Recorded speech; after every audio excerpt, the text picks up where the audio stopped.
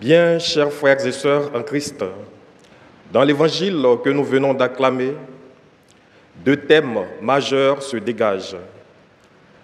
La charité fraternelle dans la gestion des conflits au sein de l'Église et l'importance du rassemblement des disciples pour la prière commune et unanime, en ce sens que Jésus, le Verbe incarné de Dieu, nous assure de sa présence au milieu de nous chaque fois que nous nous réunissons en son nom. Axons notre méditation sur la manière de régler les conflits dans l'Église, famille de Dieu. Bien que l'Église du Christ soit une institution divino-humaine, il n'en demeure pas moins qu'elle est constituée de pécheurs pardonnés qui ne sont pas toujours irréprochables au sens strict du terme.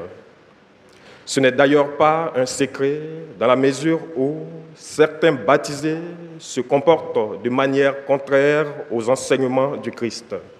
Ces derniers n'hésitent pas à se compromettre dans la société par des attitudes peu vertueuses qui nient la foi chrétienne qu'ils professent chaque dimanche.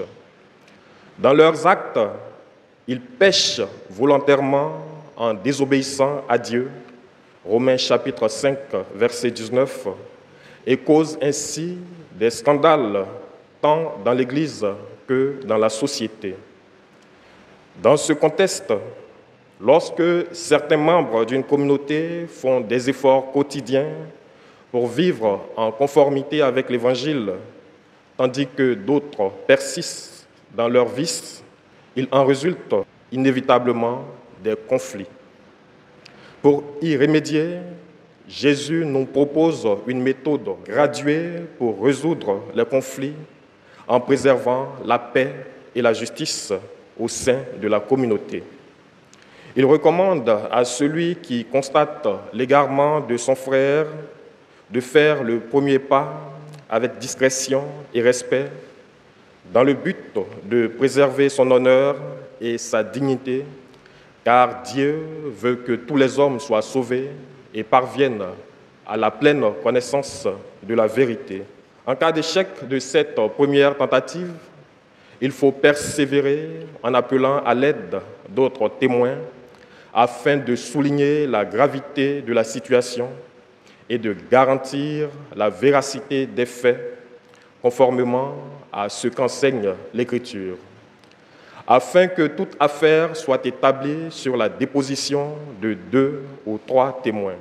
Si l'accusé persiste dans son péché, l'Église doit intervenir en ayant pour objectif la réconciliation du pécheur avec Dieu et avec ses frères, tout en protégeant la communauté contre le péché.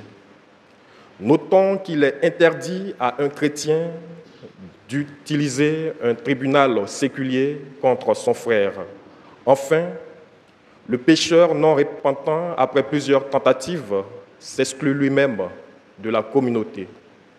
Chers frères et sœurs en Christ, à l'ère des réseaux sociaux, où tout est souvent exposé ou amplifié publiquement, cette péricope mathéenne nous appelle à plus de retenue, de confidentialité, d'écoute mutuelle et de dialogue dans un esprit de justice et de charité.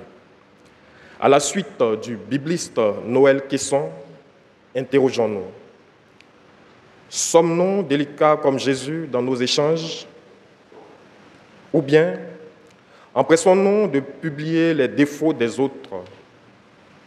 Nos interventions visent-elles à aider, à gagner nos frères, ou contribuons-nous à les enfoncer davantage?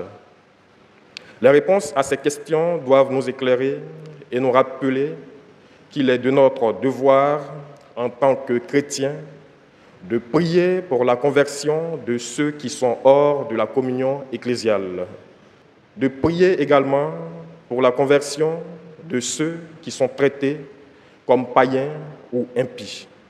Car le Seigneur Jésus n'hésitait pas à aller vers les païens et les publicains pour leur apporter le salut. Que l'Esprit Saint nous guide et nous aide à être des instruments de réconciliation, de paix et de charité, afin que notre témoignage de vie chrétienne soit authentique et serve à la plus grande gloire de Dieu et au salut des âmes.